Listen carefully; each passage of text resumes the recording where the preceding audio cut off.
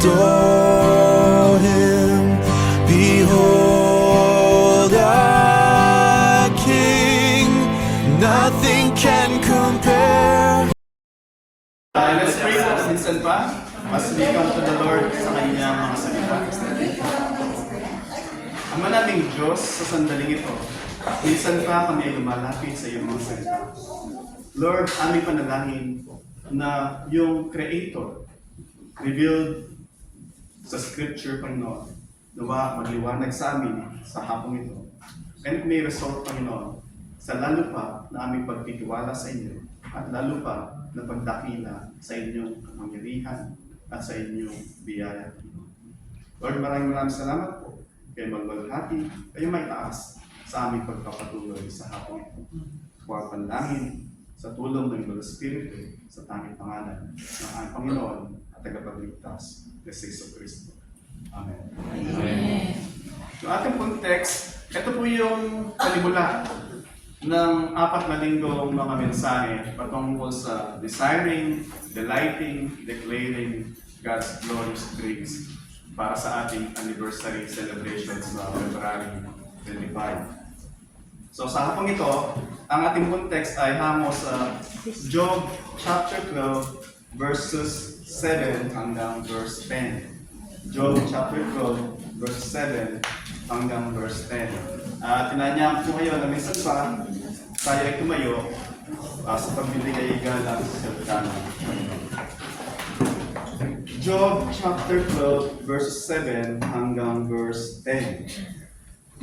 Verse 7. But ask the beasts, and they will teach you, the birds of the heavens, and they will tell you, or the bushes of the earth, and they will teach you, and the fish of the sea will declare to you. Who among all these does not know that the hand of the Lord has done this? In His hand is the life of every living thing, and that the breath of all mankind. Ito po ang buhay na salita ng ating buhay na Diyos. You may please be seated.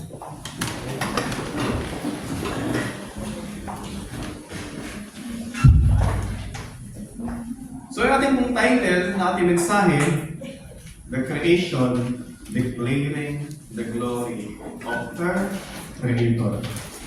The Creation Declaring the Glory of her Creator. Hinati ko lang sa dalawa yung ating pasahe, yung unang bahagi, verse 7 hanggang verse 8. O even hanggang verse 9, natin dito, learning from God's creation. Learning from God's creation. And then, yung second part is resting on the Creator of creation's Creator.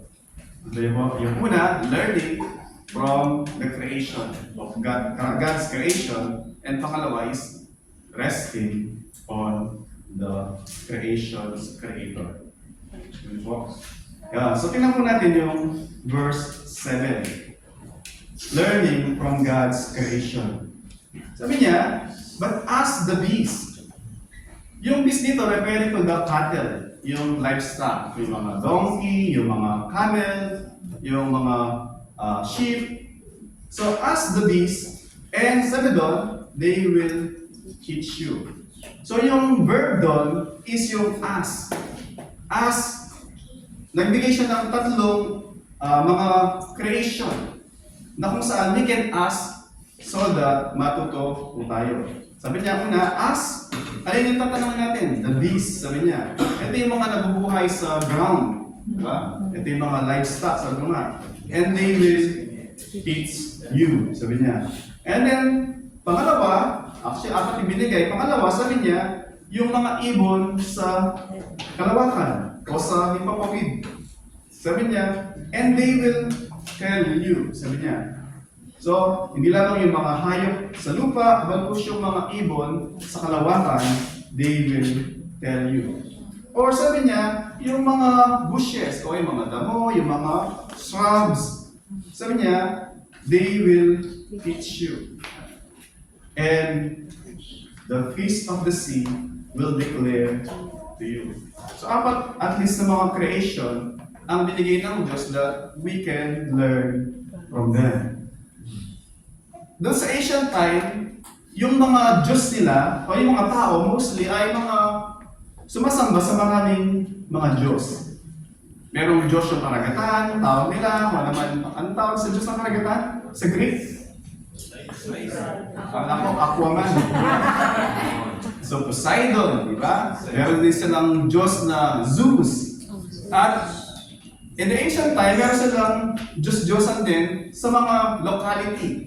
Ibig sabihin yung Diyos nila ay limited sa isang locality lang.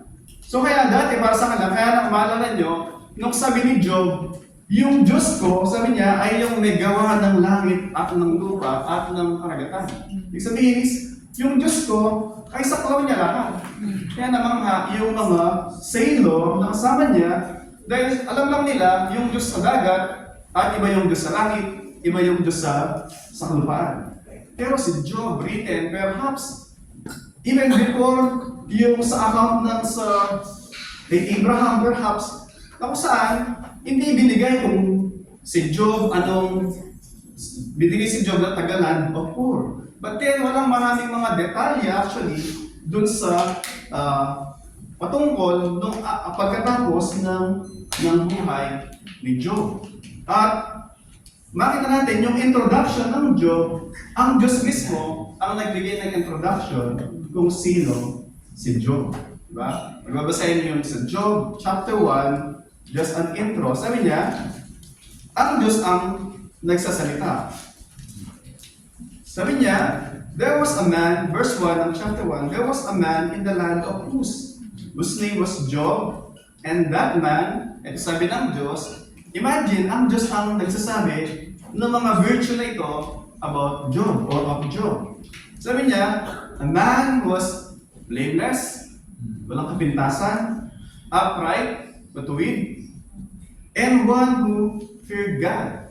May takot sa Diyos. At hindi natapos doon. Sabi niya, and turn away from evil. Lumalayo siya sa evil. Ang Diyos ang nagsasabi. And then, hindi na natapos. Even pagdating sa chapter 2, nung si Satan, inaakusahan si Job sa harapan ng Diyos, sabi niya, kaya ka lang naman sinasamba niya, kaya ka naman niya pinupuri niya. Una, binakuran mo siya, pinuprotektahan mo siya. Kaya walang magawa sa kanya, sabi ni Satan. At tingnan mo naman, pinagpapala mo siya ng sobra-sobra. Of course, binibless mo siya. In return, pupurihin niya, sasambayin niya. Sabi ni Satan about kay Job, sa Diyos.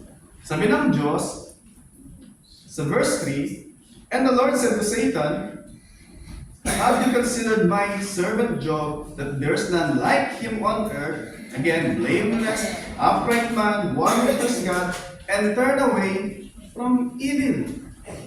Ang Diyos is so consistent dun sa kanyang pagboboast, sa kanyang pagyayabang of Job against Satan. What a confidence ng Diyos about kay Job, di ba? Makita natin, from the pasimula, makita natin, can God say something about us kay Satan kaya? Have you seen my servant? Fill in the blank.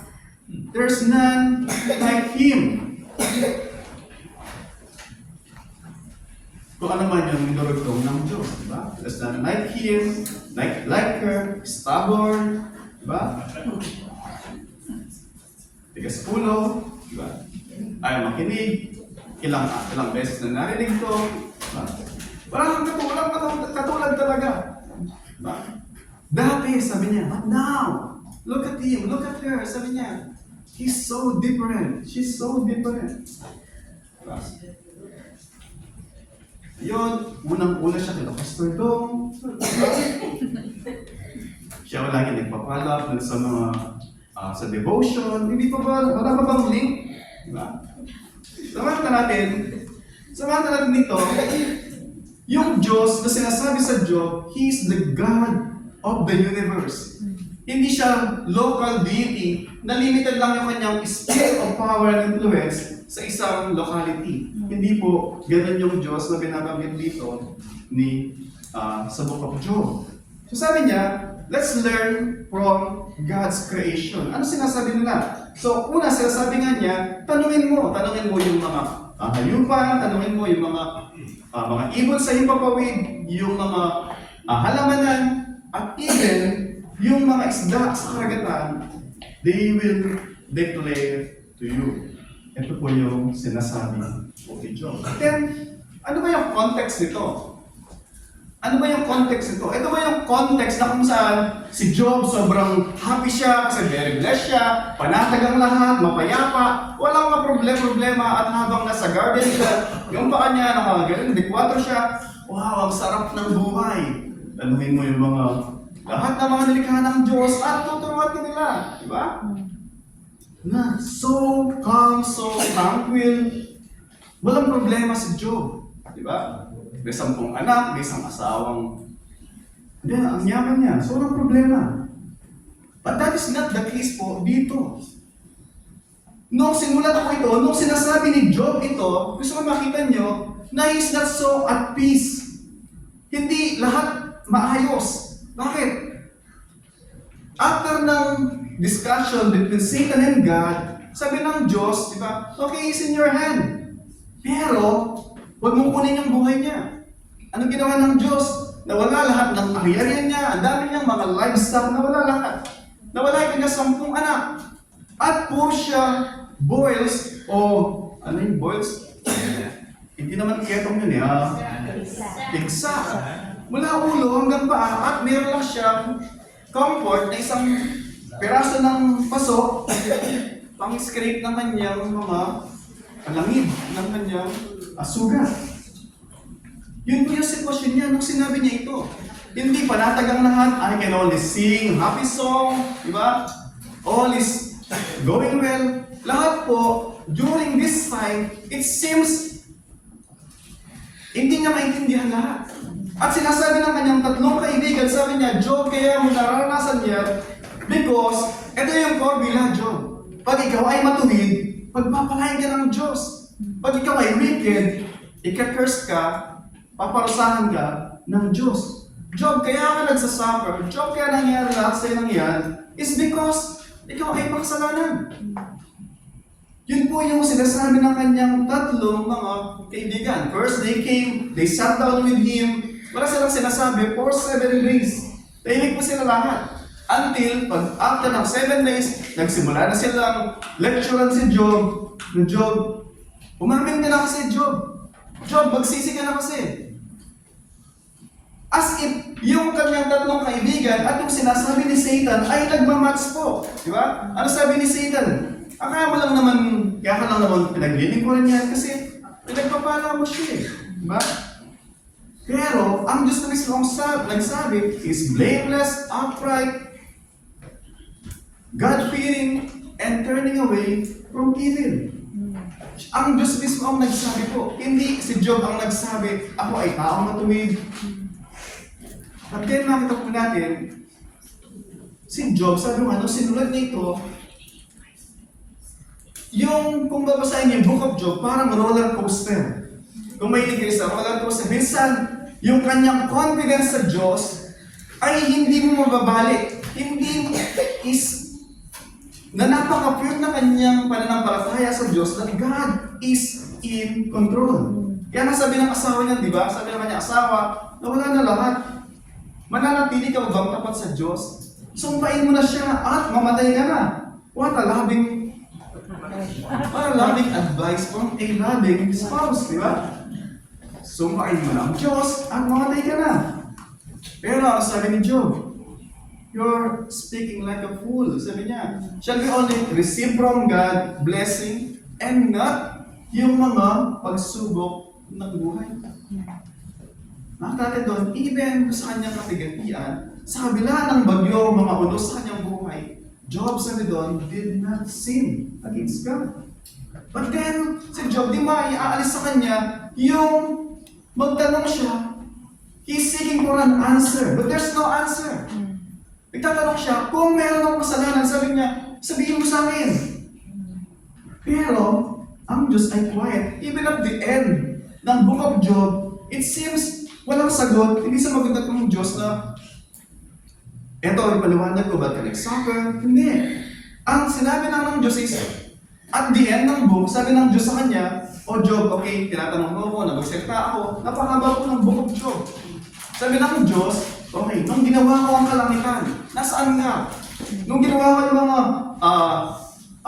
buhay na sa ilalim ng karagatan, nandun ka na ba? Sabi ni Job at the end, walang na akong sinabi, hindi na ako magsasalita ko. Sabi niya, dati narinig lang kita, ngayon nakita na kita. And he's satisfied. I repent in dust and ashes, sabi ni Job. Hindi dahil sa nagkasala siya sa Diyos, but he is seeking answer para sa mga tanong niya about God o sa nangyayari sa kanya, and yet God was silent. At the end, sabi niya, I trust yung iyong providence and yung sovereignty over all things. Plano ka para sa lahat. Then, dito, para makita natin yung tone ng pelikula o ng drama na to, babasahin mo yung sa verse 1, same chapter 1. Sabi niya, no doubt, he's talking sa kanyang tatlong kaibigan na nagpapayo, no doubt, you are the people and the wisdom will die with you. Sabi niya, you represent yung common wisdom ng mga tao. Ito yung sinasabi niya sa kanyang mga kaibigan. Sabi niya, at pag namatay na kayo, you will die, yung wisdom na meron kayo, they will die with you. With sarcasm po. Parang, okay, parang sinasabi niya doon, sarcastic yung kanyang tono. And then sabi niya, but I have understanding as well as you. And then sa dulo ng verse 2, sabi niya, o sa dulo ng verse 3, I am not inferior to you. Sino ba si Job bago nangyari lahat ng ito? Diba? Sabi, he was a great man dun sa east. Siya ay tinitingala, siya ay nirespeto at kinikilala ng mga tao. So totoo lang yung sinasabi that he is not inferior sa kanila. And even in terms of wisdom, sabi niya, who does not know such things as this? Yung mga sinasabi nila. Yung sinasabi na kayo ng mga tatlong kaibigan, exactly sabi mo nga kanina, na yung simple formula, magpakabuti ka, and ang Diyos, bibigyan ka lang niya, puro pagpapala. Pagpapala lang, walang pagpapalo. At pag may pagpapalo, ibig sabihin, ikaw ay makasalanan. Yun ang kalang formula. Kung titinan mo ngayon, dadalhin natin sa espiritu ng religion, ito yung sinasabi ng mga tao, gawin mo ito, gumawa ka ng mabuti, ikaw ay maliligtas. Huwag kang gumawa ng mabuti, ikaw ay maiimpyerno. Si Satan, yung mga scheme ni Satan, iniba lang niya minsan ng kulay, iniba lang niya ng design, but then yung core message ng mensahe ni Satan is all the same from the very beginning. Self-worth in order to obtain God's favor and God's salvation. Yun po yung central message ni Satan. Gusto mapunta sa langit? Mag-church ka. Who cares kung ano yung nasa puso mo? Who cares kung ano relasyon mo sa Diyos? So, lamas na meron kang religion, ma-attend ka every day, hindi ka ma-absent, sigurado, manalangit ka. Yun yung sinasabi ng marami, ang mga churches claiming even to be ang mga born again na mga group.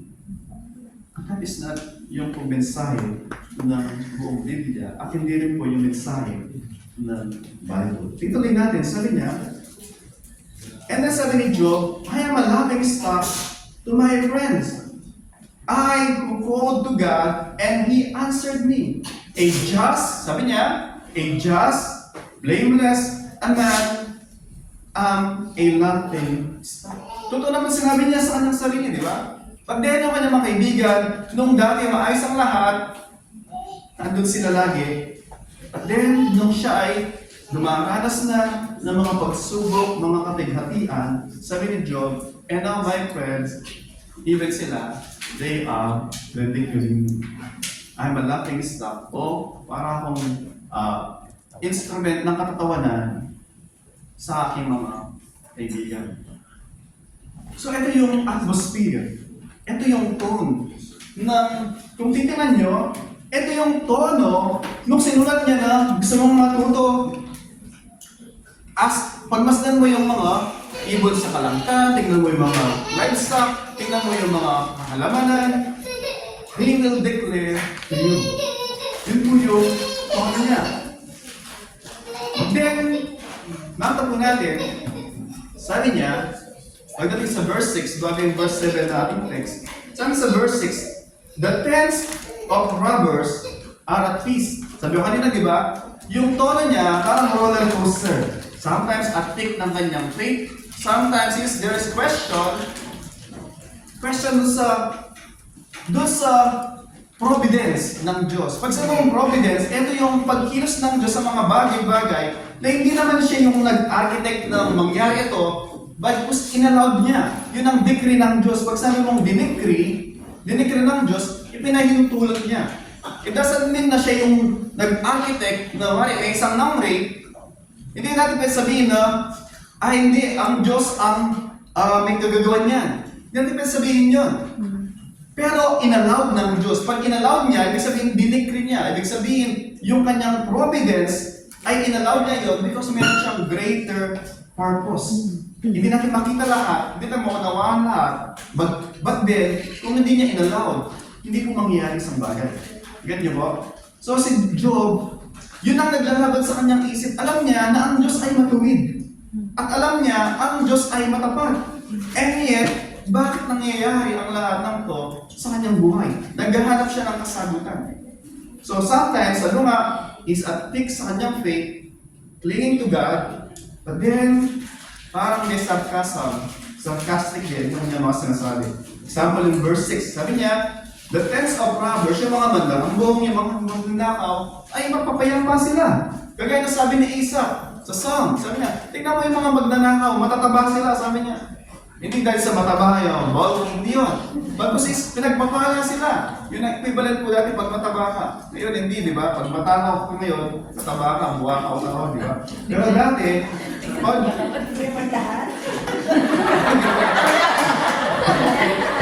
Okay. Malaki lang yung frame, di ba? Okay, malaki lang yung frame. Malusog. Pag kumakain ka naman, malusog. Okay. Okay. Sabi niya, so, the tent of robbers, sabi niya, are at peace. Yung mga mandarambong, yung mga magnanakaw, mapapayapa sila.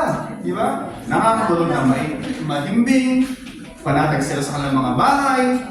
And then sabi niya, and then those who provoke God are secure. Yung mga rebelde sa Diyos, sila ay mga panatag, mapayapa. Ito yung sinasabi ni Job, di ba? And then, sa dulo ng verse 6, sabi niya, who bring their God into their hand. So kung makita niyo yun, marinig niyo yun, sabi niya, etong mga magnanakaw, etong mga kampalasan, gumagawa ng kasamaan, etong mga rebelde sa Diyos, sabi niya, mapayapa sila. And then sa dulo, sabi nga sa dulo ng verse 6, ano sabi niya? They bring their God into their hand. Sinasabi ni Job, etong mga tao na to, who are rebellious against God, sabi niya, they brought their God into their hand. Yung Diyos nila nasa kanilang kamay. Can you imagine that? Yung Diyos nasa kamay mo, di ba? Kung anong gusto mo, hindi lang genie, di ba, na tarap mo, tatlong kahilingan. Hindi. Ang Diyos mismo nasa kamay nila. Pag sila nasa kamay mo, hands is a figure of speech, that is in your control, is in your disposal. Na ang Diyos nila, nasa kalang kamay, nasa kalang discretion. Etong gawin mo, Diyos ko, di ba? Yun ang picture po doon. Parang contradiction. Diyos, and yet, ikaw yung susunod. Di ba? So yun yung sinasabi ni Job. Pero, totoo ba yun? Hindi, di ba?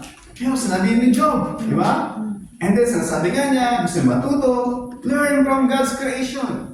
So, sinasabi ko, roller coaster yung book of Job. Ingat ka pag binabasa mo. Ano ba yung content? Ano ba yung context ng binabasa po natin?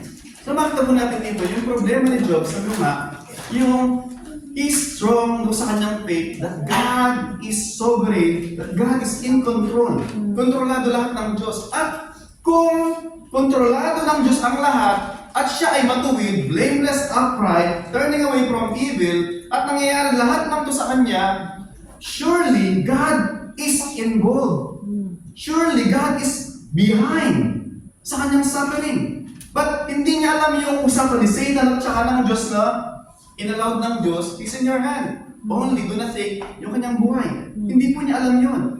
Mas marami tayong alam kay Job ngayon dahil nakasulat na. Di ba? Nakasulat yung usapan ng Diyos at saka ni Satan. Pero during na nangyayari ito, walang kaalam-alam si Jacob. Job. Si Job, ano? Ano naman akong gusto sa kayo? So wala silang, walang kaalam-alam si Job. Then sabi ko nga, he firmly believed na ang Diyos ay behind all this na mga nangyayari. And yung tanong ko is, Lord, bakit po ba? At nagtatanong talaga siya. Pero sabi ko nga, God is silent.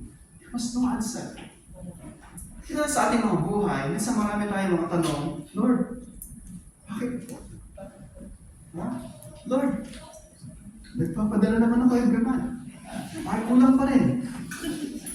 Lord, faithful naman ako sa Kanya. Bakit niya ginawa yun? Lord, bakit yung amo ko kung kailan ako nagsisipag, lalong nagiging irresponsible? Lord, bakit kung kailan follow-up ako ng follow-up, lalo silang nawawala? Lord, kumit ko ako mag-follow-up, wala din nangyari. Diba?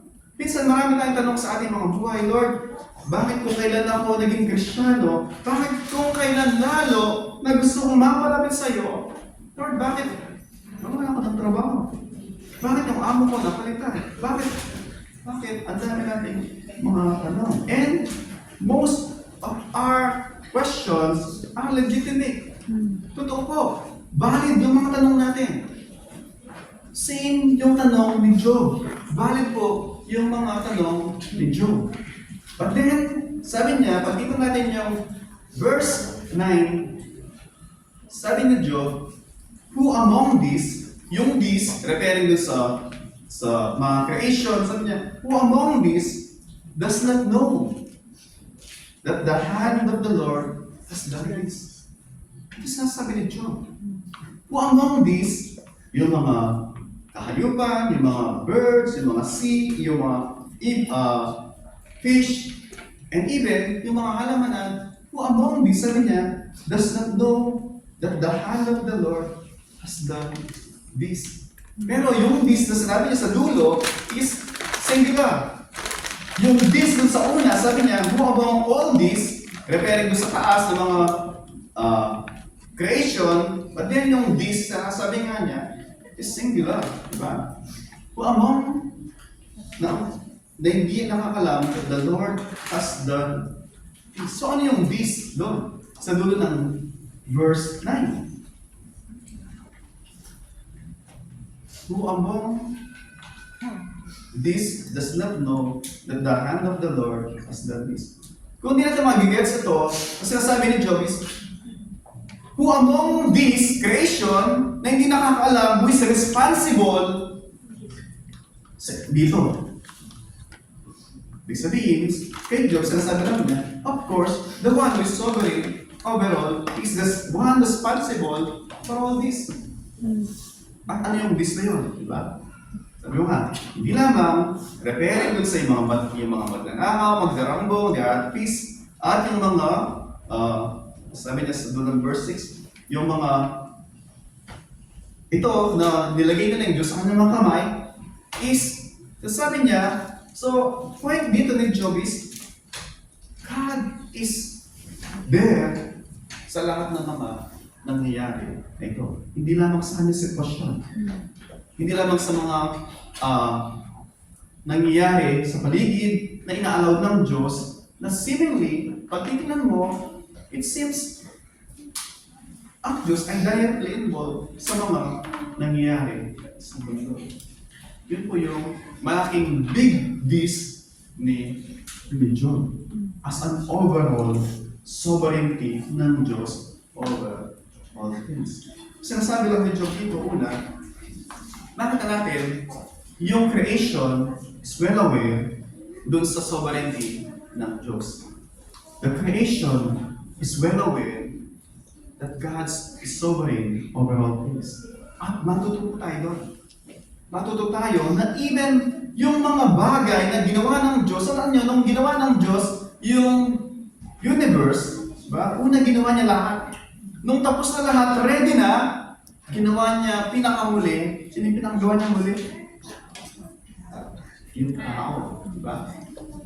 As a pinnacle na kanyang creation, after na ready na lahat, hindi niya ginawa muna si Adam tapos, o Adam dyan ka muna sa ilalim ng lupa. Pagtapos na yung mamaya pang 6 na araw, pag nagawa ko na yung lahat, ready na, tsaka tahugutin. Kasi ready na lahat, hindi po. Ginawa ng Diyos, ready na lahat, ginawa niya yung tao at nilagay niya as a manifestation ng kanyang kapangyarihan. At sinasabi dito ni Job, alam lahat ng Diyos, even in creation, alam, can testify that the Lord who created all things is supreme, is sovereign sa lahat ng bagay. And we can learn from them. Marami pong mga pasay sa Bible na nagpapakita na ang Diyos ay sovereign. Una, tingnan natin. Sovereign sa lahat ng mga hayop. Dahil sa Numbers chapter 22, verse 30, nung si Balaam at saka yung kanyang donkey. Ang Diyos, dahil si Balaam ay prophet for hire. Hinayos siya ni Balak para i-curse yung Israel. Pag pupunta yung donkey, diretso siya, yung angel of the Lord, nakatayo doon, yung donkey, kakanan, kakaliwa. So lagi, si Balaam, laging naiipit yung kanyang paa, nadadaganan siya. At the end, meron siyang stick, pinalo yung donkey. At the end, nagsalita yung donkey. Nakita mo ang donkey na nagsasalita, maliban doon sa breath. Ano sabi ng donkey? Kasama mo ko, ilang taon na, magkasama tayo. Ganito ba lagi ugali ko sa iyo? Sabi niya, hindi. Diba? Imagine yung donkey nagsalita kay Balaam, and then, inopen ng Diyos yung mata ni Balaam. Nakita nyo, bukas yung mata niya. Pero hindi makita yung spiritual na bagay. Pero nung binuksan ng Diyos, yung mata ni Balaam, nakita niya yung angel of the Lord, may sword sa harapan niya, ready to strike him. So, pasalamatan niya yung donkey na hindi siya dumidiretso, otherwise, siya ay nag-suffer because dun sa nandun yung angel of the Lord ready to strike him. At the end, sabi doon, then, nag-bow down siya, kinis niya yung donkey, maraming salamat. Because of you, my life is spared. Wala po yun doon, ano? Naman natin doon, sovereign na ng Diyos over sa cattle, over bees. What about sa mga lumilipad sa langit, di ba? Sabi ng Diyos kay Elijah, di ba? Magtago ka sa brook of Cherry. Ipipid kita doon na meron lang kinausap na raven na papadalan ka niya ng meat.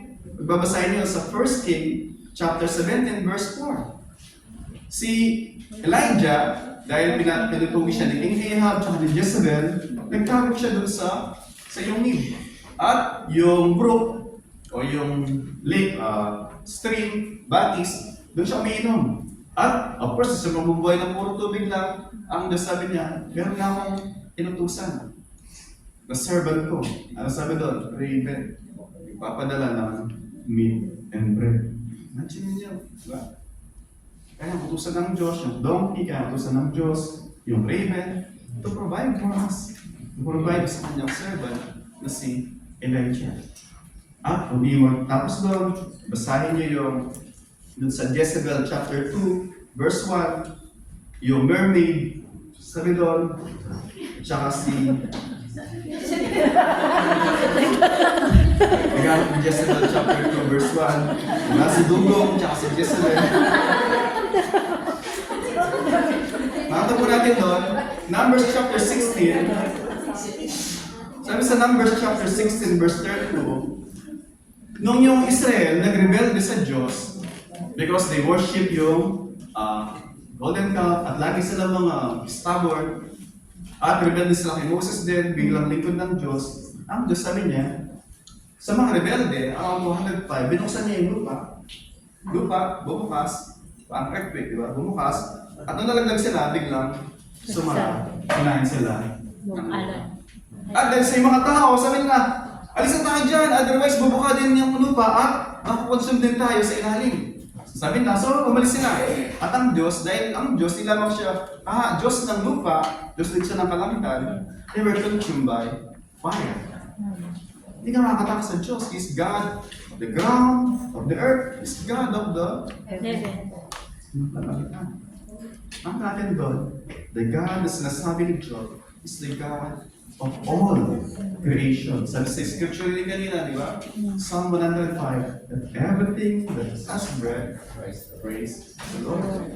Because He is sovereign over all things. Even yung langgam, nakita na ba kayo langgam? Yes. Ha? Tagalog. Yung langgam, yung ants, di ba? Nakita nyo, Kaya pa sa langgam. Ibon. sa Bisaya, langgam ibon. Malaki na. Malaki na yung langgam sa kanya. Ibon na. Sa amin, yung itlog, ibon sa amin. Pampanga. So, nakaka-relate ako sa inyo, langgam. So, mga natin, sabi sa Proverbs chapter 6 verse 6, sabi niya, pagmasdan mo yung mga langgam at matutukuhan sa kanila, sabi niya. Ikaw na, sabi doon, nabatugan. Sabi niya, tulog ka ng tulog, sabi niya, kaya pagdating ng taglamig, ikaw ay wala akong makain. Alam mo yung mga langgam, sabi niya, pag tag-init, during summer, they gather. Parang pagdating ng taglamig, meron silang parang sinasabi niya sa atin, di ba? Learn from the ants. Di ba? 10 taon nila sa UAE, sabi niya. Puro iPhone 20, iPhone 13, 14, di ba? Pag may bago, nakikisabay. Diba? At the end, 20 years ka sa UAE, pag uwi mo, di ba? Wala pa rin nangyari. Sabi ni Solomon, learn from the ants. At uli, we can learn from God's creation. The creation declared that God is sovereign over all things. So kung sovereign ang Diyos over all things, He is sovereign over us. Diba? Naalala ko lang minsan, pag pinagmamasan ko, yung mga bata, diba? Naalala ko tuloy yung kanta ni yung mga asin, di ba? Magmasdan mo yung mga bata, di ba? Ikaw ay maraming matutunan sa kanila. Yung mga bata, hindi lang yung mga anak ko, maraming bata, na pag naturuan ng maayos, nakita mo, pare, example, yung mga anak ko lang, 4 sila, di ba? The animal go one by one, way. Marching one by one. Tingnan mo, pag sasakyan sa sasakyan ko, sabihin nung nasa dulo si ate, di ba? Niya, oh, Joe, ay, Esther pala. Nakalimutan may Esther pala. Ezra, Joe, Primo, then yung ate, ba? Huli yung ate. Make sure count niya, 1, 2, 3. Okay, buo, sabi niya. Then sasakay siya. Kasi minsan nasasakyan lang ako kasi naghintay ako meron sa likod. Hindi ako bumababa. Point please. Makita mo, yung mga bata, bilang mga ate, si Kuya Primo, pinapuna niya si baby Ezra, si Kuya Job, pinapauna siya. Kada matanda, pinapauna yung mas bata. They take care sa kanila mas bata. At yung mas matanda din, they take care kay Kuya Primo, yun si ate, di ba? Bakit natin doon? Same thing po sa atin, mga kapatid. May mga baby Christian, may mga baby sa bago sa church, di ba? Minsan hindi pa Christian, we have to take care sa kanila. Para we will be marked by a brotherly sisterly love. Ito yun po. So next time magkamakas po, palabas, di ba? Ano yan? PGCGM marching one by one. Ano niya, sino po yung mga ano, di ba? Hindi tayo unahan dun sa, di ba? makita natin doon, makita yung Mark, even yung mga bago, may invite si Ate Fern Ruby, di ba? Sabi niya, kitang-kita mo doon yung love. Kitang-kita mo doon yung malasakit na sa bawat isa.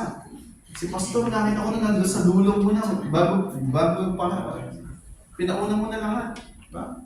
And then, sa kapihan din doon, pare, yung kila Pastor doon, natitira lang sa amin, sabi ni Kuya Victor, sabaw. Sabaw ng binagoan, sabi niya. O sana sabaw ng tinola, no? Sabaw ng binagoan. Bakit? Nakita niyo doon, yung pinapauna lahat ng mga baby, di ba? Kasi yung mga mature, mga kuya, mga ate, they can wait. Kasi po, makita nyo, hindi kagad kumakain si Brother Ramil, di ba? Kasi sasakit yung tuhod niya. Pagka yung especially munggo, ano po. Pero pagka pwede, hindi pa rin siya mauna. Pinapauna niya yung kanyang mga baby brother at mga baby sister. Diba? And later on po, as you are being matured sa Panginoon, kayo din na mga baby, magiging ate rin, magiging kuya. At kayo din po yung gagawa ng mga ginagawa sa inyo ngayon ng mga baby, ng mga kuya, mga ate po ninyo, di ba? Dati si ate Annalisa, baby din yan, di ba? Pero ngayon, di ba? Ate na siya, di ba? And later, magkaka-baby na rin siya. So, point number 2, hindi lamang learning from God's creation, but we can rest on creation God, creation's creator. Ano pa yung point doon? Just simply, pinapaganda lang yung mga, pero just resting on God, the creator of all things. Sabi niya, dulo ng verse 9, who among all this does not know that the hand of the Lord has done this? And then, verse 10, sabi niya, in His hand is the life of every living thing and the breath of all mankind. Gusto ko i-contrast sa verse 6. Sabi sa verse 6, di ba? Yung mga masasama, yung mga rebelde, yung Diyos nila, nalagay nila sa kanang kamay. Para yung Diyos nila, sila yung may control na kanang Diyos. They can manipulate their God. Kung ano yung gusto nila, yung Diyos na hindi nagsasalita. Di ba? May Diyos na hindi nagsasalita, di ba? Sabi sa pagbabasa niya yung Isaiah, sabi niya, yung tao na hangal, kumuha siya ng kaperaso ng tabla, kinat niya yung sa wood, and then sabi niya, kalahati, pinagsigahan niya, nagluto siya ng steak, then yung kalahati, pinom niya ng sheep, ng panamang image, and then nilagay niya sa kanyang altar, sabi niya, save me, you are my God. Sabi, pagbabasahin niyo yung Isaiah. Ganun po ka-dark yung mind ng tao, darkened because of sin. Satan has blinded the mind of unbelievers so that they can see the glory of the gospel revealed in Christ Jesus. Hindi lamang po ngayon, even in the ancient time. So makita mo natin dito, yung Diyos na pinasya nila, nilagay sa kanang kamay so that they can control Him. Kung ang trust natin sa verse 10 na sinasabi, in His hand, not in our hand. In His hand, sabi niya, is the life of every living things.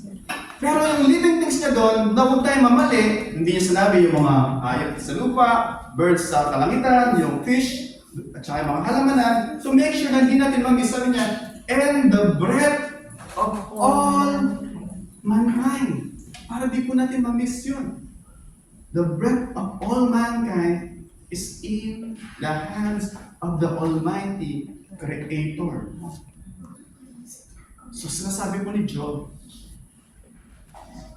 ano mang circumstansya ng buhay niya, sa kanya suffering, yes, marami siyang mga doubt. Doubt na may kasalanan ba siya nagawa? Deserving yung kanyang suffering. And conviction is, wala naman. Lord, reveal to me so that I can repent. But God's quiet, ba? But then, sinasabi dito ni Job, yung kanyang, actually, mag-jump dun sa verse 13. Chapter 13, verse 15, ito po sinasabi ni Job, ano? Para makita natin, sabi ko kanina, yung firmness, steadfastness ng pananampalataya ni Job sa biyaya ng Panginoon. Sabi niya, o simulan ko sa verse 14, sabi niya, why should I take my flesh into my teeth? Nakita yung picture, sabi niya, why should I put my flesh in my teeth? Nakita yung picture na binabanggit niya. Sabi niya, bakit ko lalagay yung aking laman, yung aking buhay, sa aking mga kamay? Yun po yung, why should I take my flesh in my teeth and put my life into my hand? So verse 6 ng chapter 12, sabi niya, their God, they put their God in their hands. Si Job naman, sinasabi niya sa chapter 13, verse 14, una, why should I put my life into my hands? Bakit ko lalagay yung buhay ko, yung future ko sa aking mga kamay? And then sabi niya, why should I hurt myself? Yung sinasabi doon. Why should I take my flesh into my teeth? Ang picture is, biting yung iyong laman, di ba? Yung picture no, yung ibig sabihin, why should I hurt myself? Ba? And then sa dulo ng verse 14, sabi niya, and put my life into my hands. Sinasabi ni Job, I will not be a fool like those. Sinabi sa verse 6, I will not put my life into my hands. Pero kanina niya, bibigay yung kanyang buhay. Kanina pagkakatiwala kanyang buhay. Sabi sa verse 14, o verse 15, though he, yung he doon, referring to God, though he slay me, I will hope in him. Yes, I will argue my ways to his face. But then sabi niya, pagdating sa verse 15 o verse 16, this will be my salvation. Ang natin doon, si Job, roller coaster, and yet, is so firm that he will not put his life sa kanyang buhay, sa kanyang kamay. But he will trust sa Diyos yung kanyang buhay, the God of his salvation. Ano po natin dito? Resting yung ating buhay. Resting on the Creator. Resting our lives doon sa kamay ng Diyos. Kamay ng Diyos, ibig sabihin, God is in control. Sabi mo kamay, God is in control. Tingnan natin yung ating mga buhay. Yung mga decision natin, yung mga ginagawa natin, yung mga priority natin sa ating mga buhay. Nagpapakita ba siya na ang Diyos o yung ating mga buhay ay nasa kamay ng Diyos? Or kagaya nung sa verse number 6, na yung Diyos nasa kamay natin. Sometimes, pwede natin nilagay sa pocket natin, di ba? Minsan nilalagay dun sa, hindi sa mali yan, no? Minsan yung iba, nilalagay yung Diyos sa nila, and then pagka hindi convenient, di ba, baka makita na mayroong krus, nalagay sa bulsa, dyan ka lang ha, huwag kang magulo. Pero, ang Diyos natin is, wala po sa ating mga kamay. Tayo yung nasa kanyang mga kamay. We can rest sa kanyang kapangyarihan. Makita po natin, minsan is, so si Job is, makita mo, he's so confident that God is all-powerful, that God is almighty, He's sovereign, He's in control. At ang Diyos ay His love. At then sometimes, reconciling yung two, that God is all-powerful and that God is love, and yet you are suffering, it's difficult na reconcile yung dalawa. Kung ang Diyos ay makapangyarihan, bakit niya in-allowed na nangyari ito? Bakit niya ina-allowed na mangyari yung mga bagay nito kung ang Diyos pala, kontrolado niya lahat? Kaya po yung sometimes there is difficulty harmonizing yung dalawa. Because di natin makita yung buong picture. Pero sa Diyos, alam ng Diyos yung beginning to end. Pag in-ordain niya isang bagay, alam niya kung ano yung mangyayari at the end. But then, hindi lamang in-ordain yung end, in-ordain din niya yung means patungo dun sa end. Yung daan, kung paano mangyayari yung end, in-ordain din niya, in-allow din niya. And we can trust Him because He's omniscient. Dahil alam niya ang lahat, at dahil siya ay mabuti, alam niya kung ano makabuti sa atin. We can rest dun sa ating Creator. Parang ganito minsan, of course, very shallow illustration. Pag ako, example, may anak ako ulit, yung bunso ko tumatakbo sa kalsada at masagasaan siya. Dahil sa pagmamahal ko sa kanya, gagawin ko lahat within my capacity to prevent yung calamity. Diba? So, tatakbo ako doon, pupunta ko siya, kukunin ko siya, para di siya masagasaan. Diba? I will exercise yung full strength. Diba? Pero ang Diyos, hindi lamang siya almighty, na He can do that. And then He's so loving na para bang ganito, nandun ka sa kamay ng Diyos, hindi siya nakaganyan sa'yo. Nandun ka sa kamay niya, tenderly, lovingly, nandun, nakagalaw ka. That at the end, yung response na hiningi ng Diyos, hindi yung ihag mo rin ako, mahalin mo rin ako, hindi. To hold Him back.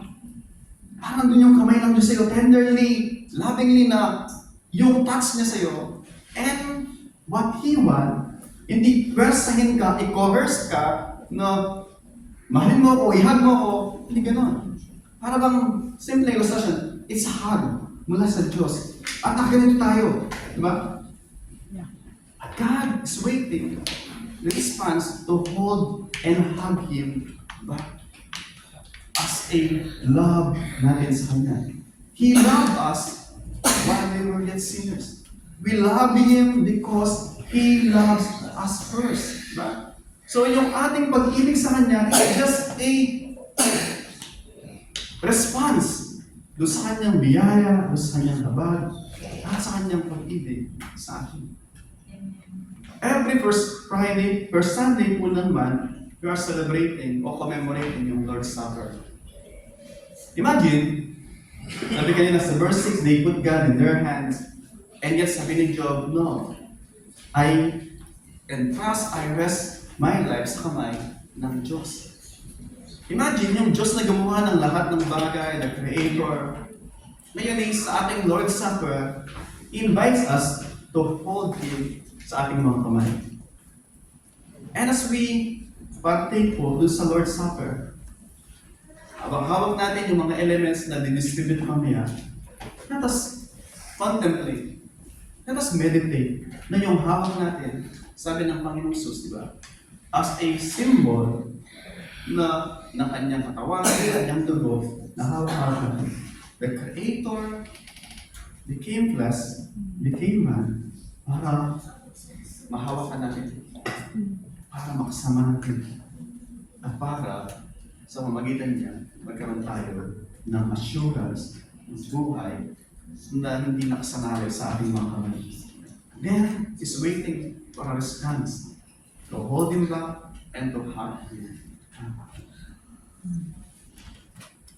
Sabi po ni Pablo, at even ng mga alagad ng Panginoong Jesus, let's punta po tayo sa Matthew chapter 22, in preparation sa ating Lord's Supper. Matthew chapter 22, verse 26. Matthew chapter 26. Sabi sa verse 26 po, now as they were eating, Jesus took the bread, after blessing it, broke it, and gave it to His disciples and said, take this is my body. And He took the cup, when He had given thanks, gave it to them, saying, drink of it, all of you. And then sabi niya sa verse 28, for this is my blood of the new covenant, sabi niya, which is poured out for many, for the forgiveness of sins. The Lord Jesus Christ came to save us from our sins. Not napabayaan tayo, tolerate tayo sa ating mga kasalanan. And as the elements po are distributed, I encourage you, if you are a baptized believer in Christ, please partake po ng Lord's Supper. If you are not yet baptized, but you are sure that you are a believer in Christ, kaya Kristiyano, I encourage you, huwag niyo pong hintayin yung next month na mag-partake tayo ng Lord's Supper ulit. Please approach us po. Pastor Long, Pastor Lawrence, approach us po para gawin natin yung rites ng water baptism sa inyo so that sama-sama tayo we can partake of the Lord's Supper. At kung pareho kayong hindi pa sigurado whether kayo nga ay Kristyano o hindi, then we can ask the Lord, Lord, I do not understand yung mga sinasabi, lahat doon. But then, help me Lord, unawaan ko po yung inyong nais, inyong nagawin ko. At tayo po lahat ay tumayo.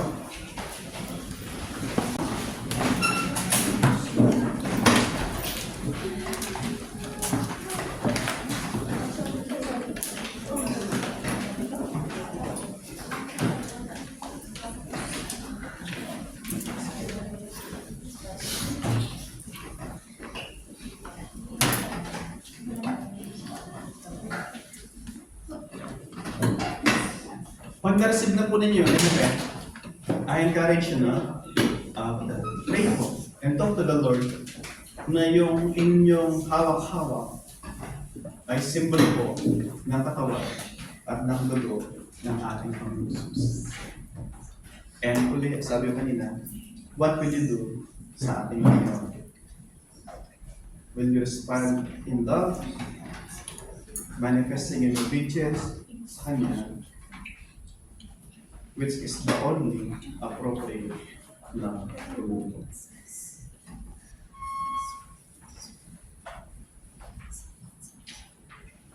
Let me exhort you po sa Colossians chapter 1, verse 15 hanggang verse 18. Ito is nasabi.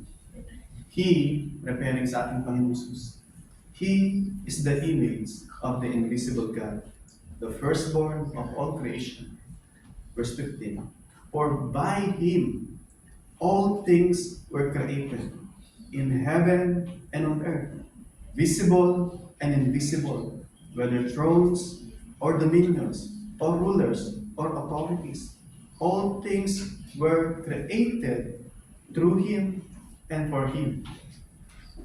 And He's before all things, and in Him all things hold together. And He's the head of the body, the church. Is the beginning, the firstborn from the dead, that everything He might be preeminent. Ano po natin dito? The Lord Jesus Christ. He is the agent of God's creation. At yung hawak po natin, ang ating Panginoon Jesus, nagkatawang tao, binigay niya yung kanyang buhay, yung kanyang dugo, para sa kapatawaran ng ating mga kasalanan. And I encourage you to respond in hug, embrace, and obedience po sa Kanya. And as we partake, let us thank the Lord sa Kanyang ginawang sacrifice para tayo mapalaya sa ating mga kasalanan. Lord, thanks so much, Panginoon, for while we were yet sinners, powerless, running away from you, Panginoon, Lord, you overtook our rebellion. You overtook, Panginoon, yung aming disobedience. Lord, thanks so much for the atoning sacrifice, sacrificial death ng aming Panginoon Jesus. Thank you, Father, for sending your only beloved Son, our Lord Jesus Christ, to redeem us, to save us from our sins. Thank you, Father. As the creations declare your glory, we can learn a lot from them of your sovereignty. Sa kabila ng mga pagsubok ng buhay, Lord, you remain seated on the throne, Panginoon. You are in control over all things, and we can rest yung aming mga anxiety, yung aming mga pagsubok, Panginoon, that you allow them for your greater purpose sa aming mga buhay. Lord, maraming salamat po sa ibang patuloy na nalwalhati as we partake of this Lord's Supper, Panginoon, as we commemorate your sacrifice to save us from our sins. Thank you, Lord. We bless your name. We glorify you. In Christ's mighty name. Amen. Let us partake po sa sabay-sabay sa Lord.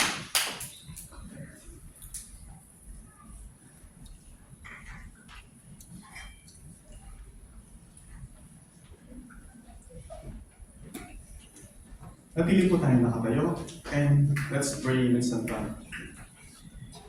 Father, thanks so much muli, Panginoon, sa hapong ito. Lord, aming panalangin, yung mga truth na matagal na naming alam, Panginoon, that you are the God who is sovereign over all things. You are the God of the universe. Everything belongs to you. For you created all things, O God, for your glory. Lord, kasama po kami, Lord. Lord, help us. Help us, Lord, na yung katotohanan na to, hindi lamang kami ma-remind, bagkus, Panginoon. Lord, it will move yung aming mga buhay, Panginoon. How we act, how we think, Panginoon, and how we talk, Panginoon. Lord, manuwalhati ka po, madakila. Kung paano, Lord, na natututo kami, or we can learn from your creation. Lord, may other people as well, Panginoon, as they observe how we conduct yung aming mga buhay, how we walk, Panginoon. Lord, they too, nakita nila yung Diyos na meron kami, Panginoon. And that they too glorify you, Panginoon, as our Lord and our Savior. And grace to you and peace from Him who is and who was, who is to come, from seven spirits who are before the throne, from Christ, the faithful witness, the firstborn from the dead, to Him who loves us and has freed us from our sins by His blood, and made us a kingdom of priests, and to His God and Father, to Him be glory and dominion forever and ever. Amen. Amen.